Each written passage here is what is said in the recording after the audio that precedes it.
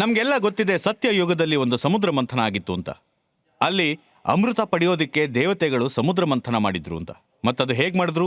ಮಂದ್ರಾಚಲ ಪರ್ವತವನ್ನ ಮಡಿಕೆ ಮಾಡ್ಕೊಂಡ್ರು, ವಾಸುನ ಹಗ್ಗ ಮಾಡ್ಕೊಂಡ್ರು, ಮತ್ ಅದರಿಂದ ಆಯ್ತು ಸಮುದ್ರ ಮಂಥನ. ಆದ್ರೆ ಇವತ್ತಿನ ಕಲಿಯುಗದಲ್ಲಿ ಸಮುದ್ರ ಮಂಥನ ಮಾಡೋದಾದ್ರೂ ಹೇಗೆ? ಟೆಕ್ನಾಲಜಿನ ಬಳಸ್ಕೊಂಡು. ಆದ್ರೆ ಮಾಡೋದು ಹೇಗೆ? ಅದನ್ನೇ ಹೇಳಕ್ ಬರ್ತಾ ಇದ್ದಾರೆ ಜಿತೇಂದ್ರ ಸೈನಿ ಮತ್ತು ಗೌತಮಿ.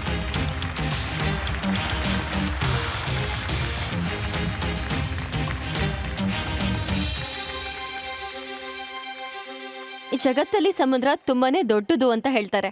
ಅದ್ರೊಳಗೆ ಜೀವನ ಕೂಡ ಅಡಗಿರತ್ತೆ, ಮತ್ತೆ ಪ್ರಶ್ನೆಗಳು ಕೂಡ. ಆದ್ರೆ ನಮ್ಗಳಿಗೆ ಅದರ ಮೇಲ್ಭಾಗ ಮಾತ್ರ ಗೊತ್ತಿರೋದು ಅಂತ ನಾವ್ ಹೇಳ್ಬಹುದು. ಅದು ಒಂದು ಜಾಯಿಂಟ್ ಕಂಟ್ರೋಲ್ ರೂಮ್ ತರ. ಅದು ಹವಾಮಾನದ ಫೋರ್ಕಾಸ್ಟ್ ಕೂಡ ಬರೆಯುತ್ತೆ, ಮೀನಿನ ದಾರಿ ಕೂಡ ಹೇಳುತ್ತೆ, ಮತ್ತೆ ಪೂರ್ತಿ ಆಕ್ವಾಕಲ್ಚರ್ ನ ಬ್ಯಾಲೆನ್ಸ್ ನೋಡ್ಕೊಳ್ಳುತ್ತೆ. ಹಾಗಾದ್ರೆ ಯೋಚನೆ ಮಾಡಿ, ಈ ಕಮಾಂಡ್ ಸೆಂಟರ್ ನ ಬಹಳಷ್ಟು ಸ್ಕ್ರೀನ್ಸ್ ಯಾವಾಗ್ಲೂ ಬ್ಲಾಕ್ಔಟ್ ಇರುತ್ತಲ್ಲ, ಮತ್ತೆ ನಾವು ಕತ್ಲಲ್ಲಿ ನಿರ್ಧಾರ ತಗೋತೀವಿ. ಸಮುದ್ರದ ಒಳಗೆ ಏನಾಗ್ತಿದೆ ಅಂತ ತಿಳ್ಕೊಳ್ಳೋದಕ್ಕೆ, ಏನ್ ನಡೀತಿದೆ ಅಂತ ತಿಳ್ಕೊಳ್ಳೋದಕ್ಕೆ ಇವತ್ತು ಕೂಡ ತುಂಬಾನೇ ಕಷ್ಟ ಆಗಿದೆ. ನಮ್ಮ ಫೋನ್ ಡೇಟಾ 2G ಸ್ಪೀಡ್ ಅಲ್ಲಿ ಡೌನ್ಲೋಡ್ ಆದಂಗಿದೆ. ಇವತ್ತಿನ ಜಗತ್ತಲ್ಲಿ AI ಇಂದ ಸ್ಪೇಸ್ ವರ್ಗೂ ಎಕ್ಸ್ಪ್ಲೋರ್ ಮಾಡ್ತಿದ್ದಾರೆ. ಅದರ ಸಮುದ್ರದ ಒಳಗಿನ ಸೀಕ್ರೆಟ್ಸ್ ನ ತಿಳ್ಕೊಳ್ಳೋದು ಇವತ್ತಿಗೂ ಕೂಡ ಹಳೇದಾಗೆ ಇದೆ. ಡೇಟಾ ತಗೊಳ್ಳೋದಕ್ಕೆ ನಾವು ಲಕ್ಸುರಿ ಶಿಪ್ಸ್ ನಂತೂ ಕಳಿಸ್ತೀವಿ. ಆದ್ರೆ ಡೇಟಾ ತಗೊಂಡ್ ವಾಪಸ್ ಬರೋಷ್ಟ್ರಲ್ಲಿ ಕತೆನೆ ಬದಲಾಗೋಗಿರುತ್ತೆ. ಆಮೇಲೆ ನಾವುಗಳು ಹಾಗೇನೆ ಲಾಸ್ ಹೇಗಾಯ್ತು ಅಂತ ನೋಡ್ತೀವಿ. ಡಿಲೇ ಆಗಿರೋದಕ್ಕೆ ಕಾರಣ ಫೋರ್ಕಾಸ್ಟಿಂಗ್ ಅಲ್ಲಿ ಕತ್ತಲೆ, ಎನ್ವಿರಾನ್ಮೆಂಟಲ್ ಇಂಬ್ಯಾಲೆನ್ಸ್, ಹಾಗೇನೆ ಸೆಕ್ಯೂರಿಟಿ ವಿಷಯದಲ್ಲಿ ಭಯ. ಸಮುದ್ರ ಬರೀ ಮೀನ್ಗಳ ಜಗತ್ ಮಾತ್ರ ಅಲ್ಲ, ಅದು ನಮ್ಮ ports, trade routes, energy lines, ಹಾಗೆ ಡಿಫೆನ್ಸ್ ನ ಸೈಲೆಂಟ್ ಗಾರ್ಡ್. ಹಾಗಾಗಿನೇ ನಾವು ತಂದಿದ್ದೀವಿ ಇಂಡಿಯಾಸ್ ಫಸ್ಟ್ ಆಂಫಿವಿಯಸ್ ಡ್ರೋನ್, ಸಮುದ್ರದ ಹೊಸ ಕಂಟ್ರೋಲ್ ಸೆಂಟರ್ ಎಕ್ವಾ ಏರೆಕ್ಸ್ ನ avatar.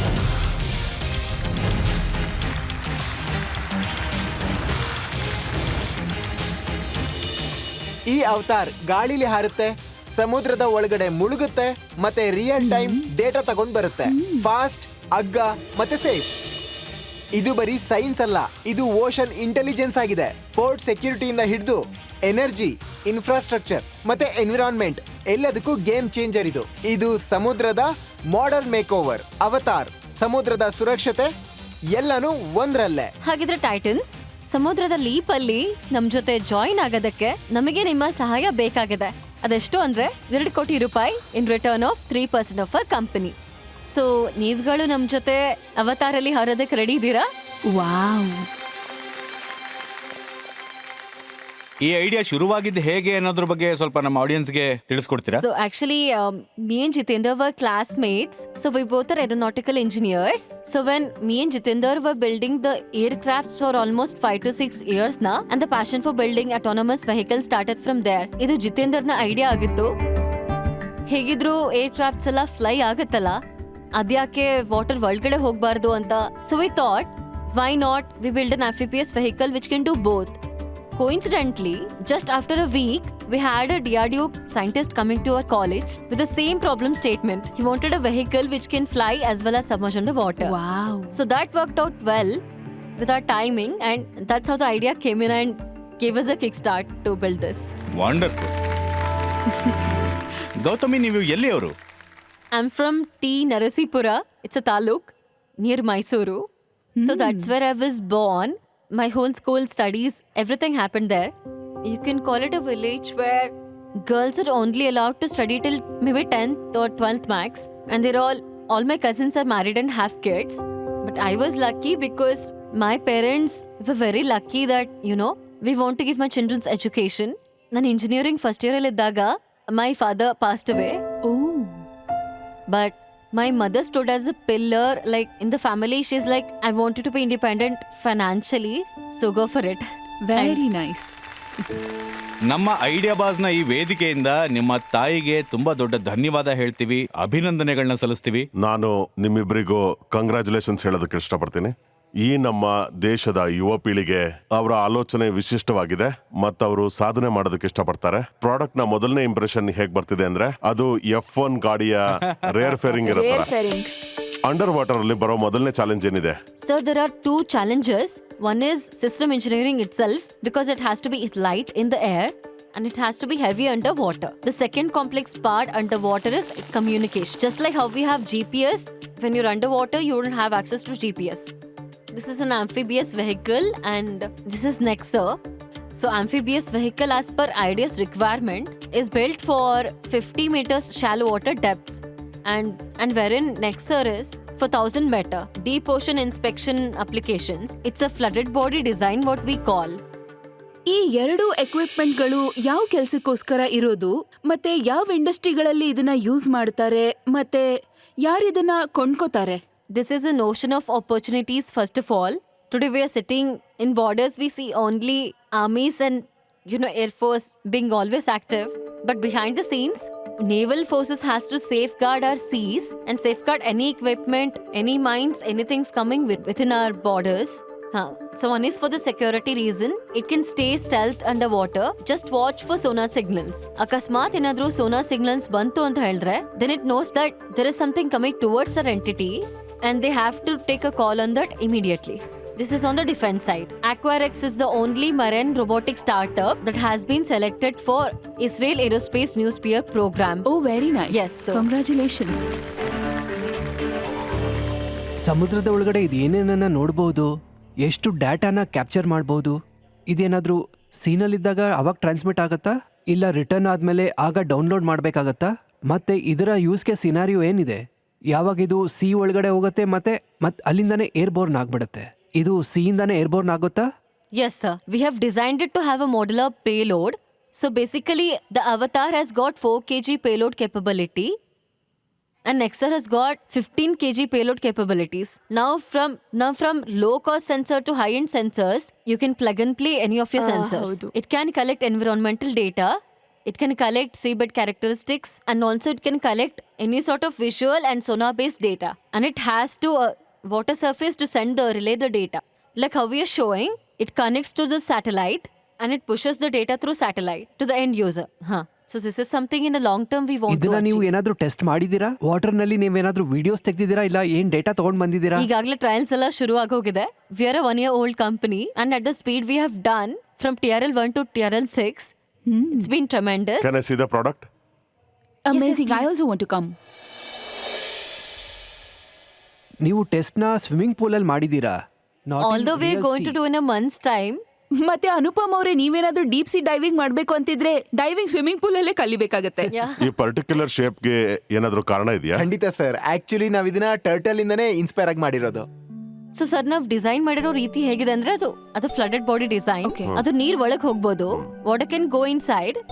So the design is not the load bearing element. Right. Oh it is just made for hydrodynamics. Very good. ನೀವು ಇದನ್ನ ನಿಮ್ಮ ಬ್ಯಾಂಗ್ಳೂರಿನ ಫ್ಯಾಕ್ಟ್ರಿನಲ್ಲೇ ಮಾಡಿರೋದಾ? Yes sir. ಇದು R&D ಕೂಡ ಇದೆ ಮತ್ತೆ ನಮ್ದು R&D ಮ್ಯಾನುಫ್ಯಾಕ್ಚರಿಂಗ್ ಕೂಡ ಇದೆ. Indian navy is the 3rd largest navy in the world and 80% of our autonomous systems are coming from outside and ಇದು made in India. We already have a signed LOI from Vietnam. We already have a signed LOI from Philippines. And we're also doing great with South Australian defense. ಹಾಗೆ ಇಷ್ಟೊಂದು government ಇಂದ calls ಕೂಡ ಬರ್ತಿದೆ. Very good. ಸರಿ, ಹಾಗಾದ್ರೆ ಒಮ್ಮೆ market demand ಕೂಡ ನೋಡೋಣ. ಆಡಿಯನ್ಸ್ ಈಗ ಸಮಯ ಆಗಿದೆ ಮಾರ್ಕೆಟ್ ಡಿಮ್ಯಾಂಡ್ ನೋಡೋದಕ್ಕೆ. ನಿಮ್ಮ ಸಮಯ ಶುರುವಾಗ್ತಾ ಇದೆ ಈಗ.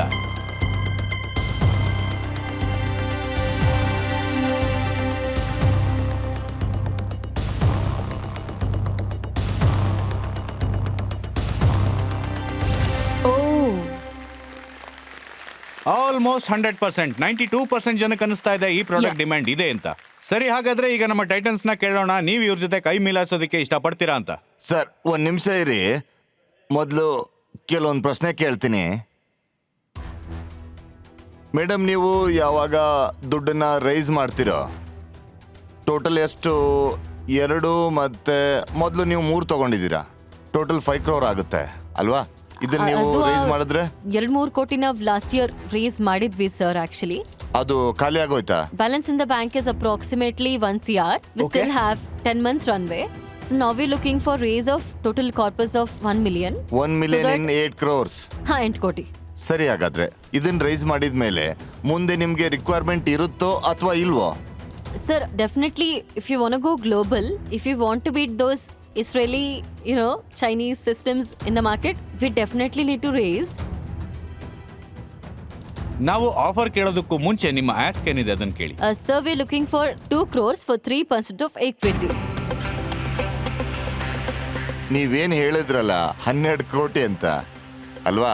ಲಾಸ್ಟ್ ಟೈಮ್ ಎಷ್ಟು ವ್ಯಾಲ್ಯೂಯೇಷನ್ ಆಗಿತ್ತು ಅದ್ರ 4 ಪಟ್ಟು ತಗೋತಾ ಇದ್ದೀರಾ. ನಮ್ಮ ಬಡವ್ರ ಮೇಲೆ ಸ್ವಲ್ಪ ಗಮನ ಇಟ್ಟು ಈ 12 ಕೋಟಿನ ನೀವು 30 ಕೋಟಿ ಮಾಡಿದ್ರೆ ನಮ್ಗೆ ಸ್ವಲ್ಪ ಇಂಟ್ರೆಸ್ಟ್ ಕೂಡ ಸಿಗುತ್ತೆ ಅಲ್ವಾ? 2x valuation of their last valuation 4x. ಇದು ಒಳ್ಳೆ ಆಸ್ಕೆ.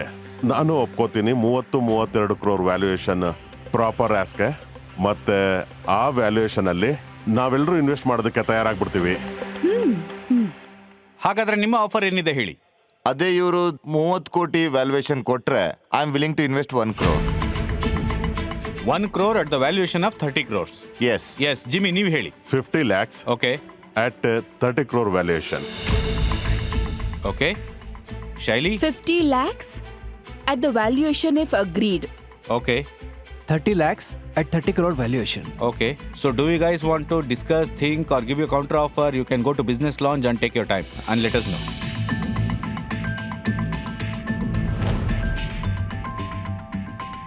This product will have to go through a Lot lot of of testing. fine tuning. Testing is one part, fine tuning and manufacturing, but just now it is an assembly line.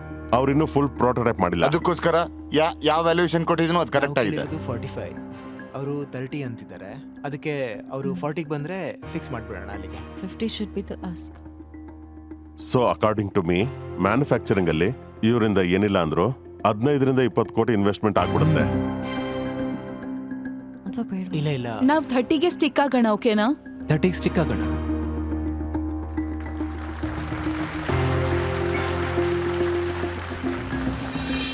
Jitendra, Gautami, ಹೇಳಿ ನೀವು ಏನ್ ಯೋಚನೆ ಮಾಡಿದ್ರಿ ಇವರ offer ಬಗ್ಗೆ? Titans, ನೀವೆಲ್ಲರೂ ನಮ್ಮ ಜೊತೆ ಆನ್ ಬೋರ್ಡ್ ಇರಬೇಕು ಅಂತ ಬಯಸ್ತೀವಿ. ಬಟ್ ಒಂದು ರಿಕ್ವೆಸ್ಟ್ ಇದೆ, ನೀವು 30ಇಂದ 50 ಆಫರ್ ಒಪ್ಕೊಳ್ಳಿ ಪ್ಲೀಸ್.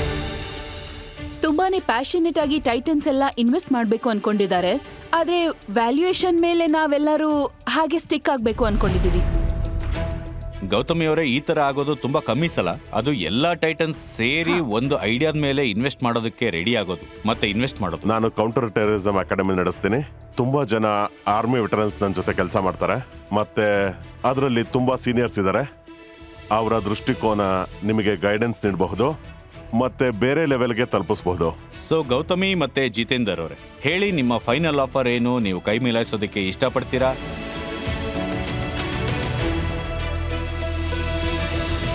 ಓಕೆ, ಡೀಲ್ ಪಕ್ಕ. Oh, very nice. Congratulations. Thank you. Thank you. Congratulations. Very hot. Congratulations. Congratulations, Titans. Thank you. And congratulations to you both. Thank you. Thank you. ಸಣ್ಣ ಊರಿನ ದೊಡ್ಡ ಐಡಿಯಾನ ನಮ್ಮ Titans ಸೇರ್ಕೊಂಡು ಇನ್ನೂ ದೊಡ್ಡದಾಗಿ ಮಾಡಿದ್ದಾರೆ. ಇದಕ್ಕೆ ನಿಮ್ಮೆಲ್ಲರಿಗೂ ತುಂಬಾ ಧನ್ಯವಾದಗಳು ಮತ್ತು congratulations. Thank you very much. ನೋಡ್ತಾ ಇರಿ ಐಡಿಯಾ ಬಾಸ್.